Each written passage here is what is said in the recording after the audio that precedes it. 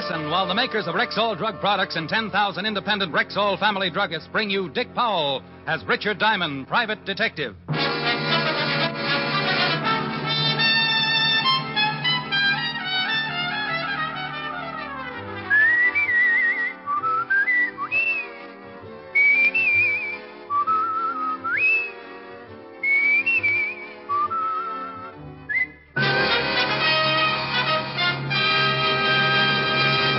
Good evening. This is Bill Foreman, speaking to you for the 10,000 independent druggists who have made the word Rexall part of their own store names. They've done that because they recommend and sell the 2,000 or more drug products made by the Rexall Drug Company. This evening, we want to call your particular attention to Rexall's sensational two-page ad in this week's issues of Life, Look, Collier's, the Saturday Evening Post, and in the Farm Journal. One page of this important two-page spread announces 10 great new products from the world-famous Rexall Laboratories. The other page features 10 bedrock bargains, available at Rexall drugstores all during the month of June. For new and better health aids, for bigger and more useful bargains, be sure to check Rexall's eye-opening two-page ad in this coming week's issues of Life, Look, Collier's, the Saturday Evening Post, and in the Farm Journal. Good health to all from Rexall. Now, your Rexall family druggist brings you a transcribed half hour with Richard Diamond, private detective, starring Dick Powell.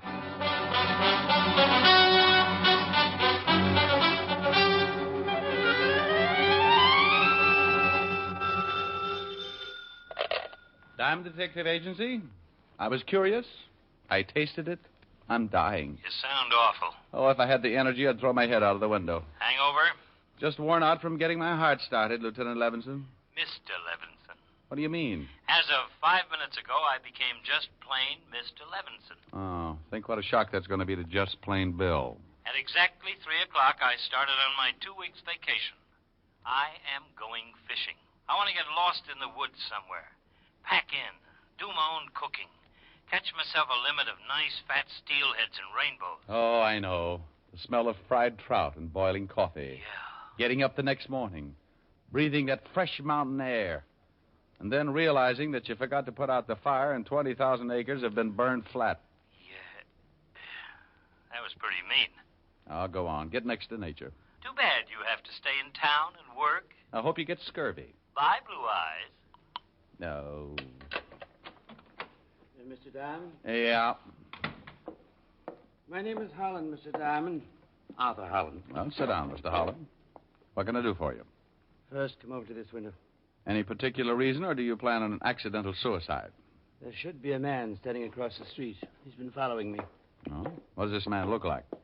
Crew cut, short, fat, wearing a black leather jacket. There he is. In front of the cigar store? Yes. Who is he? I have no idea. I've never seen him before. Know why he might be following you? No. How long has he been following you? Since this morning. Oh, okay. What did you come to see me for? My brother's name is William B. Holland. A long time ago, he left the family and started out to see the world. Started working his way from place to place. Although William has been gone for nearly 10 years, not once in those 10 years have I failed to receive a weekly letter. But he hasn't written lately. Not for a month. Where was the last place he wrote you from? San Borja, Bolivia. Never heard of it. It's a small city in the interior. Now, while in La Paz, he wrote me that he'd met a man named Louis Frober. This Frober was from San Borja and, according to Will, practically ran the place. Now, Will said he was going to visit him, and in his last 2 letters, he talked much of Frober and his hospitality, but said that something was wrong in this town of San Borja. Didn't say what it was? Didn't know. Then his letters stopped. Yes. Mm-hmm. And you wanted me to find out why they stopped, if anything's happened to your brother. Mr. Diamond, I'm quite wealthy, and I will pay you handsomely to take the job. Besides, it might turn into a nice vacation. South America is supposed to be wonderful this time of year. Vacation? Possibly. Well, Mr. Holland, I'll take the job on 2 conditions. What are they? Well, first, my fee, $100 a day in expenses. Accepted. Thank you. Second, that you purchase 2 tickets for San Borja, Bolivia. 2 tickets? Well, I'd like to take my assistant along. Bolivia is new territory for me, and it might be dangerous. I checked on you quite thoroughly, and I didn't find that you worked with an assistant. Well, only on the cases that take me out of town. He's a worldly man. He could find a trout in the Sahara. Lots of experience. 15 years with the police department. All right. What's his name? Walter Q. Levinson. The Q is for Quincy. But don't tell him I mentioned it. Well, that's how it works. Man comes in, wants me to find his brother.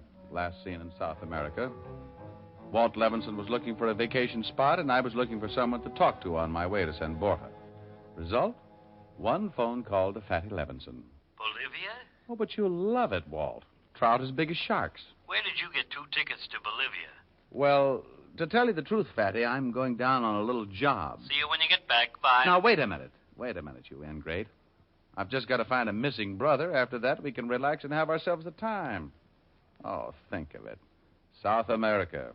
The ocean as blue as my eyes. Dames. Native music under a golden moon. And dames. Quaint little What did you say? Dames. Well? I'll meet you at the airport.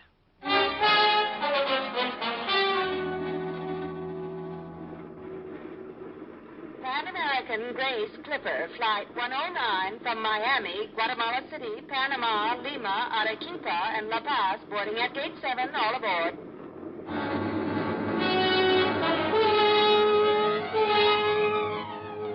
Pan American Clipper, destination La Paz, Bolivia. And enough horsepower to get us there in a snappy 14 hours.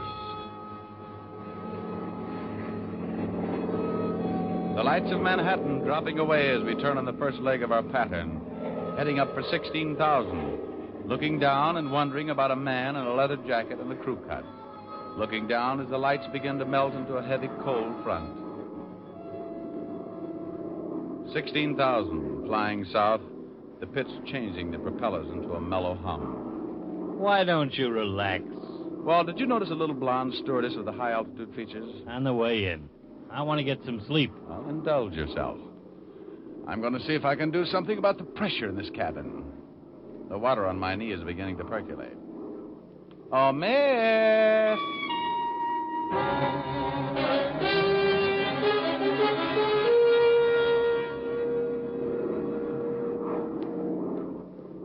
Hey, Fatty, wake up. Huh?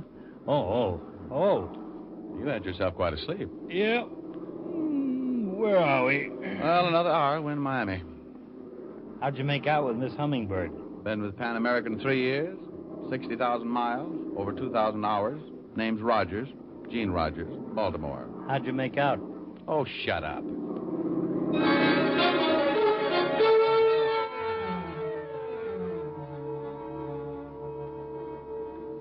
La compañía Panagra anuncia la llegada procedente de Nueva York. Los pasajeros desembarcarán en el terminal de Panagra número 3. Pan American Grace Airline Clipper Flight 109 from New York, now unloading at gate number 3. Oh, I'm a little stiff. I didn't know you brought anything with you. What now? Well, pick up our baggage and on to San Borja. Where the devil is San Borja? How do I know? Let's go find out. And we did. San Borja, according to the information desk, was some 200 kilometers into the interior. 10,000 feet above sea level, high on a plateau. And the only way there? Oh, this is swell. Dandy vacation, but what happens when my liver comes loose? Well, relax, Walt. Only 160 kilometers to go. Considering where we are, these roads are pretty good. We'll never make it. I'll lay 8 to 5. We end up riding side saddle on a bilious llama. Hey, driver. Si, senor. Why no airfield in San Borja? Oh, there is one there. But it is what you call the emergency. It is hard for a plane to land. Something to do with the wind. It's a plateau, isn't it? Si, senor. We got to climb 5,000 feet yet. Sounds like an ambitious chiropodist. 10 o'clock and the morning sun getting hotter. The old Ford straining up the grade like an antique teapot. 11 o'clock and the temperature crowding 120. I want to go home. Oh, we got to stop and let her cool off. Blue ocean and tropical music. Ha! Oh. How much farther, driver? Oh, about 20 kilometers, senor. I'm going to put some water from the canteen in the radiator. Hey, Walt, let's stretch our legs, huh? Okay. Oh, lousy humidity. Oh, she sure was empty. He means his head. Duck, Walt. On the car. You okay? Yeah. I think they're behind that hill. Go out this side and try to circle them. Keep them covered. Right. Keep your head down. Gee, I'm glad you thought of that. Walt covered me, and I crawled out behind the car and took off for a bunch of trees. They didn't spot me until I'd circled them and was almost on top of them. 2 men with rifles lying behind a small hill. One of them turned and spotted me moving in. Walt? Yeah? Okay. Okay. You all in one piece? Yeah. How about you? Fine. 2 of them, huh? Yeah, bandits, I guess. You got them both. Wonder what they're after. Our hides. Came close to getting them, too. The unexpected. 2 men with rifles hiding behind a hill. If I hadn't gotten them, they'd have gotten us. We picked them up, dragged them over to the car, and I kept asking myself, why? Why 2 men behind a hill with rifles? Bandits? Maybe. Assassins paid to wait there and kill us? If that was the answer, who told them we were coming? The man in the leather jacket back in New York? Maybe. Dumped them in the car? Yeah. The drivers had it. Slug got him in the chest. Well, dump him in, too. Let's get to San Borja and get some answers. And if you say anything about a vacation, I'll sing all the way up the hill.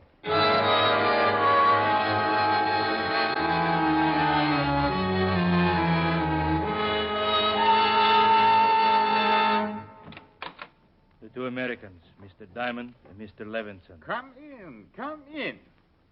I am Louis Frober. How do you do? Anything else, Mr. Frober? No, that's all, Paul. Well, gentlemen, I understand you ran into some difficulty, hmm? Well, your local constabulary seemed to think there was some law against driving around San Borja with 3 dead men in the back seat. And these bandits attacked you and killed your driver, is that right? That's right. And you, in turn, killed them? That's right. Well, for tourists, you fight rather well. Well, not exactly tourists, Mr. Frober. We asked to see you because we were sent here to locate a William Holland. Ah, I see. May I offer you a drink? Lovely suggestion. Here I present the interests of Arthur Holland, William's brother. That's right. Water? Straight. Well, gentlemen, I informed Mr. Holland that William simply left. After all, there's nothing strange about that. There you are. Thank you. Thank you. We're not looking for anything unusual, Mr. Frober. This was the last place William was heard from, so this is the most likely place to try and locate him. Yeah, of course. Well, here's to a pleasant stay in San Borja, gentlemen, and, gee, have a good health.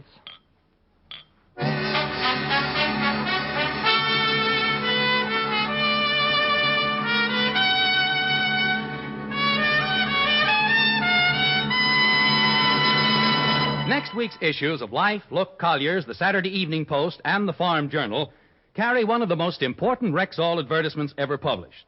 One page of this amazing 2-page spread announces 10 great new products direct from the world-famous Rexall laboratories. The other features 10 down-to-the-bone bargains available at every Rexall drugstore all during June. Listen to just a couple of examples.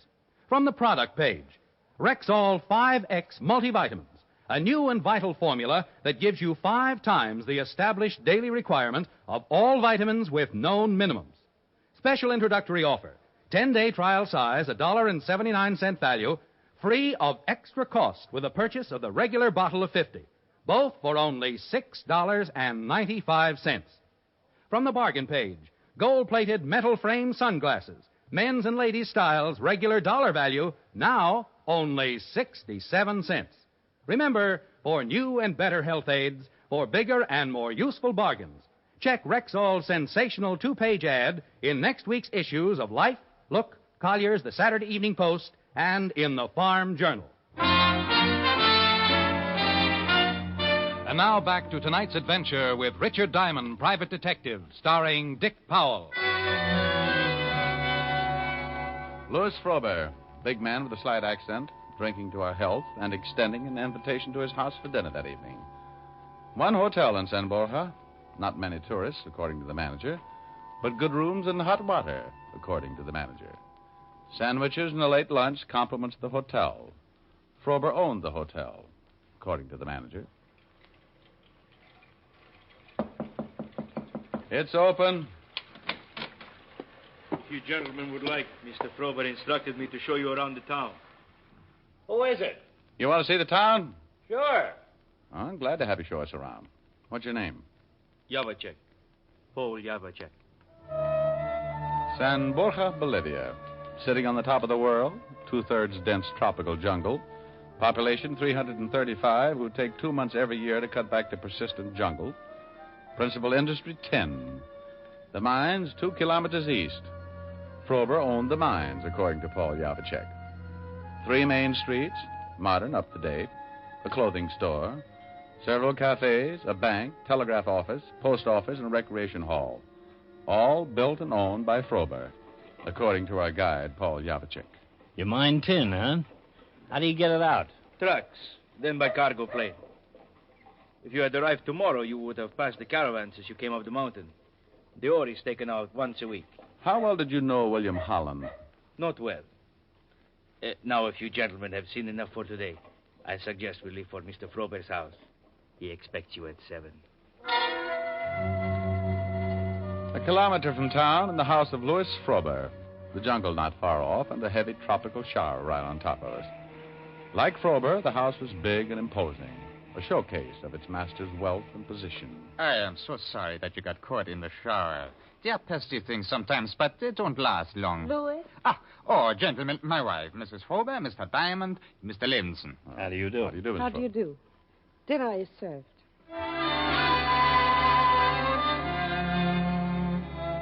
Dinner. The long, paneled dining room illuminated by a dozen candles. Music floating in from a hidden speaker. The food, something to make the Waldorf chef quietly fold his tent. And the conversation? Do you plan to stay in San Borja long, Mr. Diamond? It was hard to say, Mrs. Frober. It's a wonderful soup. Mr. Diamond and Mr. Levinson have been sent here to try and locate William Holland. Oh? The soup is my own recipe, Mr. Diamond. Made from barley grown right here in San Borja.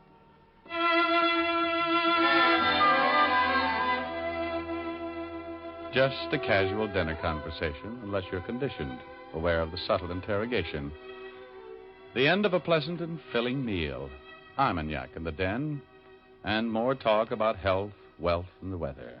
And more interrogation. 10 o'clock. Well, I am afraid you'll have to excuse me now, gentlemen. I have to be up at 6 o'clock, and I have a hard day ahead of me. The conventional goodbyes and exaggerated compliments on a wonderful evening, then back to the hotel. All in all, a very interesting evening, according to Fatty Levinson. Our charming hostess slipped me a note as we left. Why, Walt. I must talk with you. My husband will be leaving the house shortly before midnight.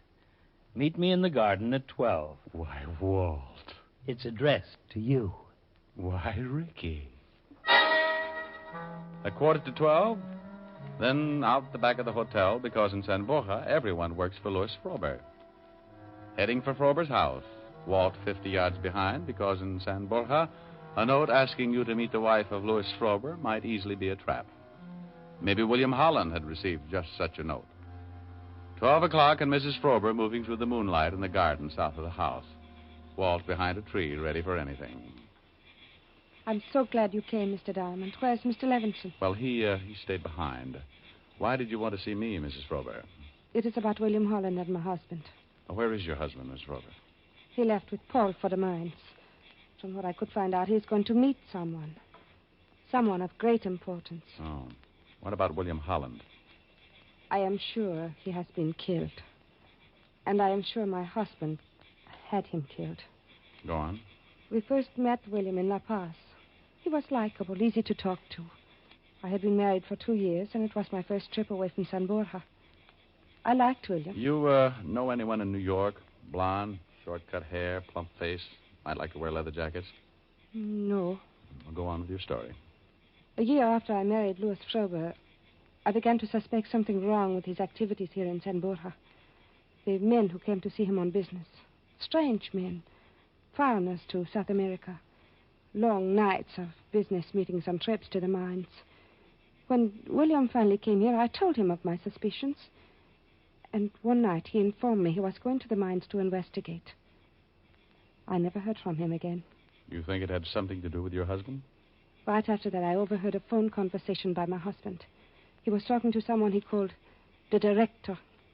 The director? Yes. My husband said that William had found his way into the mines and had been eliminated. I see. You've only known your husband for 2 years. 2 years and a half. I met him in Rio while he was down on one of his business trips. I married him 6 months later and came to San Borja to live. Would you like to know where I met my husband, Mr. Diamond? If you think it's necessary. With what I've come to believe, I feel that it is most necessary. I met him at a party given by the Russian embassy. Mr. Diamond, I am sure that my husband is an important official for the communists.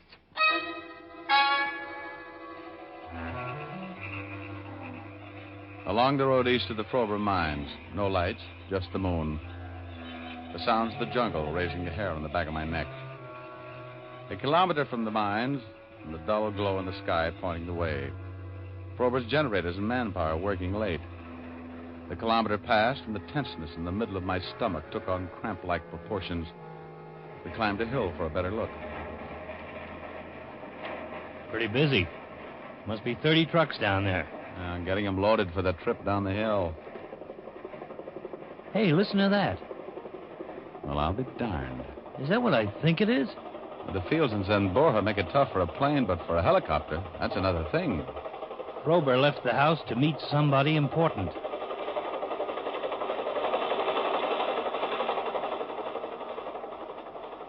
Anybody who comes into San Borja in a helicopter at night is a pretty good bet to be important. Our dead driver said there was an emergency field. Well, it's landing on the other side of the mines. Must be close. You want to take a look?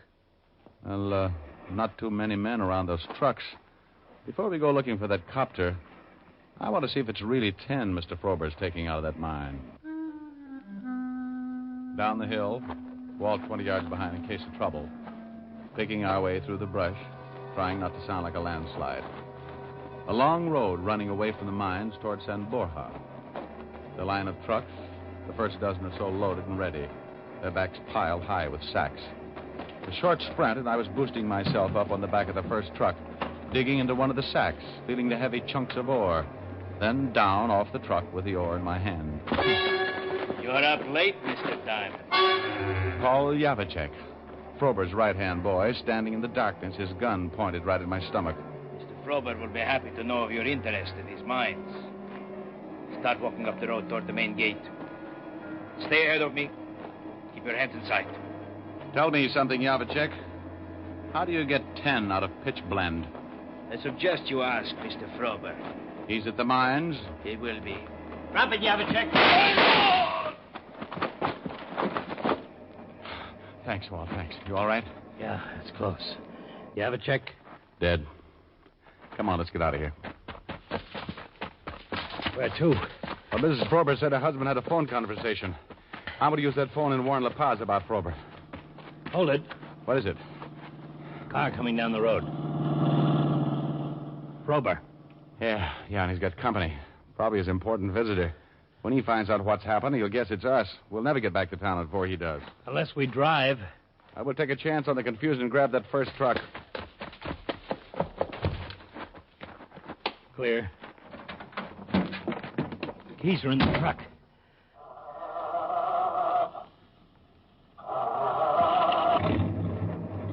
We must live right. Yeah, but for how long?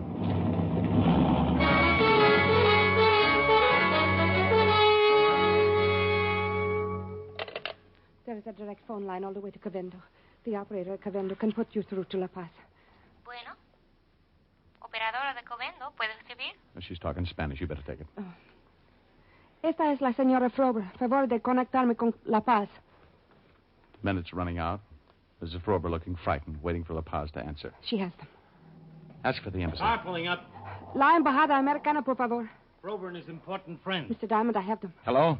Yes, American American embassy. Now, listen carefully. I can't repeat. This is Richard Diamond, American citizen, calling from San Borja, Bolivia. Louis Frober is not mining tin. It's pitch blend, and is believed to be working for the Russian government. Look out! Hello, Mr. Diamond. Rick? Okay. Mrs. Frober? I'm all right. Take a look at Frober and his friend. Hello. What happened? Hold on a second. There's been some trouble. Frober's friend is dead. Frober's moving, but it doesn't look very good. Hello, La Paz? Yes, Mr. Diamond. Go ahead. What about Frober? Wait a minute. Maybe I can get him to tell you himself if the phone will reach. Frober, can you hear me? Hello, La Paz. There's been a shooting here, and Mr. Frober's dying. Frober. Yeah. Frober, you're dying. You want to tell us about it?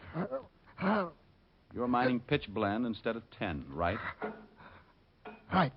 You're working for the Soviet Union? Yeah. Did you send 2 men to ambush me? Yeah. Our agents in New York watched Asa Holland and reported that she had been hired. The guy with the crew cut and a leather jacket. Did you have William Holland killed? Yeah. He found out what... Oh. Frober. Hello, La Paz. Frober's dead.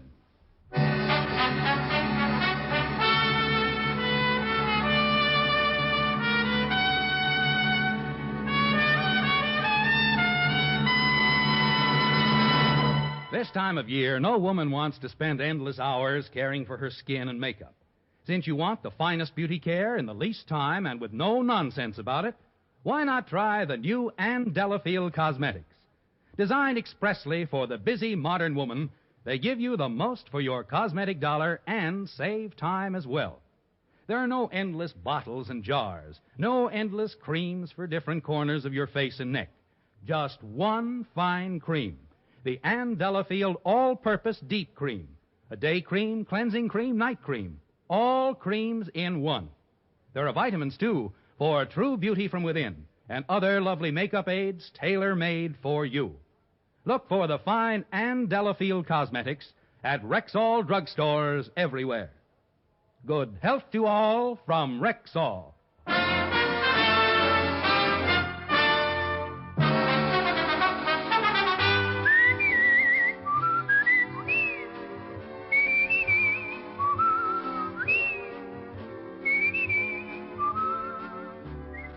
Richard Diamond, Private Detective, stars Dick Powell in the title role and was written by Blake Edwards with music composed and conducted by Frank Worth. Dick Powell directed the RKO production Split Second, which is now in release, and his latest film appearance was in the Metro-Goldwyn-Mayer award-winning The Bad and the Beautiful. Heard in tonight's cast were Arthur Q. Bryan, Wilms Herbert, Ben Wright, Jack Crucian, Virginia Gregg, Don Diamond, and Lillian Bayef. Richard Diamond, Private Detective, is transcribed in Hollywood by Jaime Del Valle.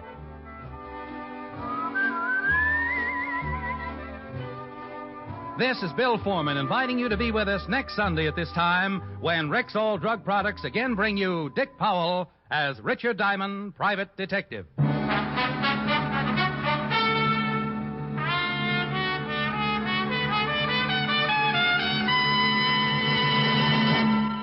Remember, for new and better health aids, for bigger and more useful bargains, check Rexall's sensational 2-page ad in next week's issues of Life, Look, Collier's, the Saturday Evening Post, and in the Farm Journal.